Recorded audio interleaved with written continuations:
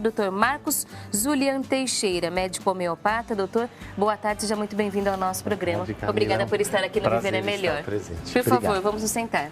O Dr. Marcos é professor doutor, coordenador da disciplina eletiva de Fundamentos da Homeopatia na Faculdade de Medicina da USP, Universidade de São Paulo, com muitas publicações e pesquisas nesse tema. E tem hoje, junto conosco, essa missão de fazer o nosso público entender melhor sobre o que é a homeopatia. Aqui, o doutor vai explicar para a gente as bases, mas é um assunto importante porque ainda é carregado de preconceitos ou de descréditos, não é, doutor? Justamente. Tem melhorado isso no nosso país, mas ainda é bastante, um grande problema. Né? Como dizem, né, que o preconceito é filho da ignorância, né? Então, a falta do conhecimento, principalmente pela própria classe médica, por quê? Porque não é ensinado regularmente na grande maioria das faculdades de medicina, os próprios colegas não têm noção do que seja homeopatia. E isso vai passando, né? Os colegas com a mídia, e aí muitos preconceitos surgem mesmo, e eu agradeço a oportunidade para tentar minimizá-los, né? Bom, doutora, a gente viu no destaque ali da entrevista que a homeopatia é uma especialidade médica. Mas explica melhor o que é, que visão é essa sobre saúde? Qual é a base da homeopatia? A homeopatia surgiu há 230 anos na Alemanha com o médico Samuel Hahnemann, né? Que é basicamente um tratamento que vê o indivíduo dentro de uma abordagem global, holística, e que usa, ao contrário da alopatia ou da medicina convencional, o princípio de cura pelos semelhantes. Isso é a base da homeopatia, que é o que pouco se conhece. Todo mundo mistura a homeopatia com fitoterapia, com remédio de planta, e como a gente vai tentar mostrar, não é nada disso, né? Basicamente, a homeopatia, então, como eu falei, usa esse princípio de cura pelos semelhantes. O que é isso? Se dá para o indivíduo uma substância que, quando foi experimentada previamente em pessoas sadias, causou os mesmos aspectos, os mesmos sinais e sintomas que o indivíduo tem. Com que intuito? Com o intuito de estimular o organismo a reagir contra seus problemas.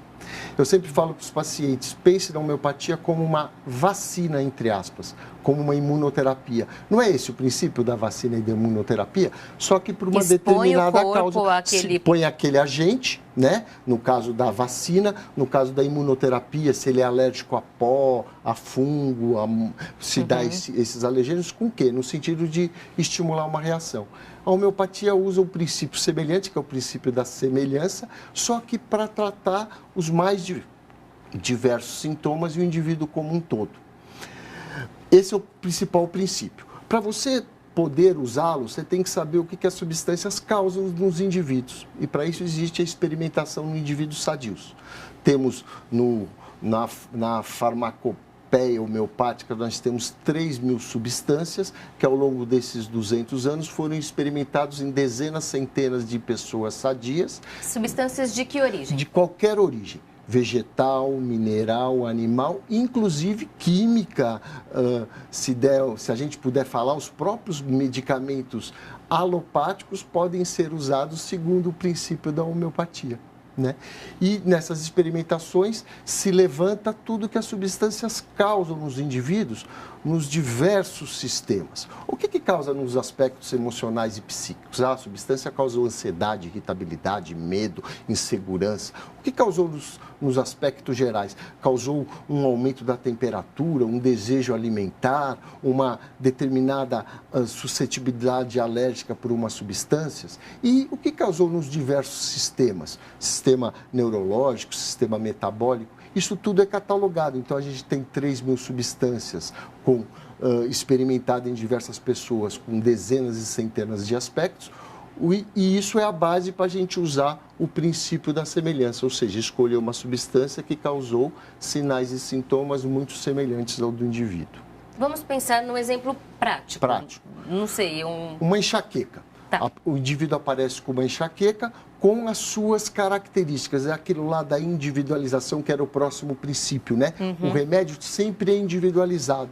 Não existe remédios comuns para queixas comuns, como na medicina convencional. Um remédio que sempre se usa para febre. Não. Por exemplo, para enxaqueca, existem dezenas ou centenas de medicamentos que causaram dor de cabeça e enxaqueca nos experimentadores. Então, é uma dessas que você vai usar para aquela pessoa. Só que junto com a dor de cabeça, você vai pegar outros aspectos do indivíduo, emocionais, psíquicos, climáticos, alimentares, para escolher aquela, dentre aquelas diversas, que é a mais individualizada.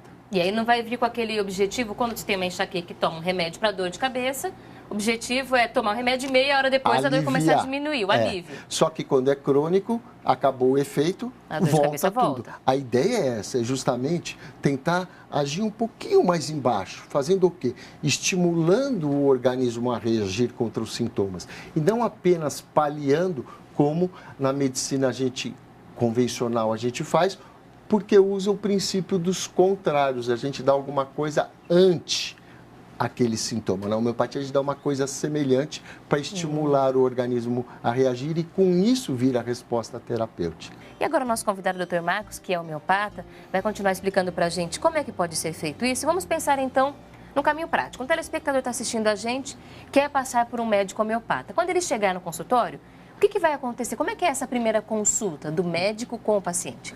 A primeira e todas as demais, né, são consultas bastante completas.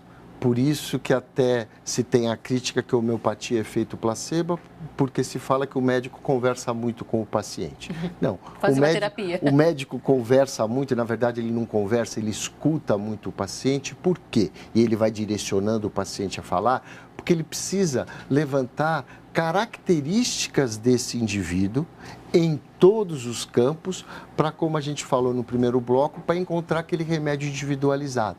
Então, como é seu temperamento? O que te faz sofrer? Quais são as suas suscetibilidades? Como você reage em momentos de cólera, de tristeza? Como é a tua ansiedade? Mesmo que a queixa do paciente seja uma enxaqueca. Justamente. Independente de qual é a doença, essas perguntas serão feitas. Principalmente. Por quê? Porque dentro daquela visão que a gente vai buscar o indivíduo como um todo. E naqueles remédios que a gente falou que foram experimentados, características emocionais e psíquicas apareceram na experimentação nos indivíduos sadios. Então, tem remédios para dor de cabeça que causam ansiedade, muita ansiedade no experimentador. Outras causam irritabilidade, outras causam medo. Medos em crianças, né? Fatos que acontecem muito e não se sabe muito o que fazer no medicamento, na terapêutica convencional. A homeopatia é algo que a gente valoriza muito e pergunta, né? Tanto para o paciente como para a mãe quando é uma criança. Então, se pergunta sobre os aspectos emocionais e psíquicos, os aspectos de sono, sonhos repetidos no indivíduo, se houver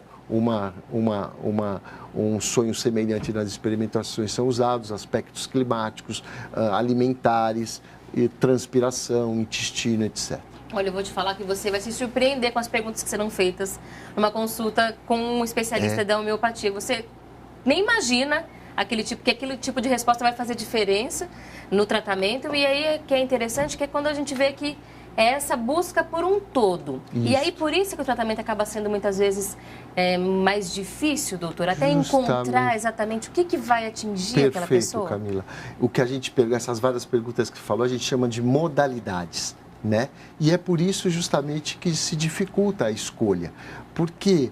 Porque se não for escolhido um remédio segundo essa individualidade, dependendo da gravidade da doença, queixas passageiras do dia a dia, né? Remédios não tão bem escolhidos resolvem, né? Indicações clínicas até, mas processos crônicos, doenças de longa data ou aspectos emocionais, como eu falei em crianças, medos e alergias e uma série de coisas que estão sendo tratadas pela alopatia, não tem resposta, o remédio tem que ser muito bem escolhido. E isso demora, é lógico, não dá para se conhecer o indivíduo. Por mais que a minha consulta eu deixe 2 horas, 2h30 para uma consulta, hoje eu atendi um paciente, por exemplo, que foi a segunda consulta, ele me trouxe coisas que há 2 meses atrás ele não trouxe. Isso já mudou a minha concepção de escolher o remédio. Então, é tratar realmente o indivíduo como um todo. Esse é o nosso ideal, é a nossa... É a meta. É a nossa meta, é a nossa pretensão, às vezes eu digo, nem sempre a gente consegue, mas se não for assim, doenças graves e crônicas você não vai conseguir ajudar. E é essa a busca que tem que ser num remédio individualizado, do todo e de fundo. Como é que é definido o tipo do medicamento, essa questão da diluição, da potência? Explica pra gente, doutor, tudo isso. Vou dar uma repassada nos 4 pilares, que foi o último que faltou, foi isso, né? Então, a gente usa o princípio da semelhança, dando para o indivíduo uma substância que, quando foi experimentada em pessoas sadias, causou o conjunto dos aspectos do indivíduo, e aí vai o medicamento que tem que ser individualizado. Por isso que você não pode indicar remédio para isso, remédio para aquilo, como eu disse. Agora, imagine, Camila, eu te dou um remédio que causa as mesmas coisas que você tem. Se a dose for um pouquinho além da sua suscetibilidade, se a sua suscetibilidade for grande, um microgrão pode fazer o quê com a sua dor de cabeça, que foi o exemplo que a gente usou no início? Pode aumentar muito essa tua dor de cabeça, que é o que se chama agravação homeopática.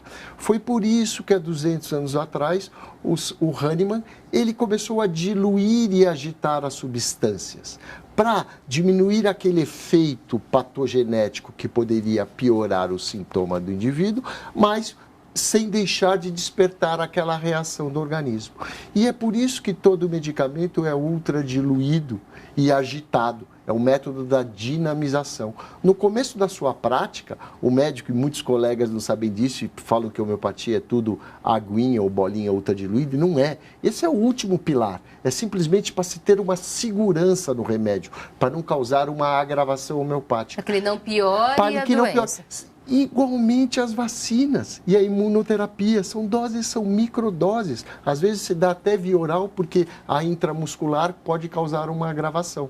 Então, é por isso que os medicamentos são ultradiluídos. É para trazer a segurança. Só que, por ele ser um poder infinitesimal muito pequeno e ser super seguro, se ele não for bem escolhido segundo a individualização, ele não vai fazer nada. Inclusive, doutor Marcos, talvez essa seja uma das grandes explicações que o médico tem que oferecer ao paciente logo na primeira consulta. É um jeito diferente de pensar em saúde, não é tão simples, talvez um pouco mais complexo, mais profundo, e o paciente tem que pensar dessa forma para conseguir um resultado melhor, né? Tem um provérbio que fala: homeopatia não é para quem quer, para quem pode.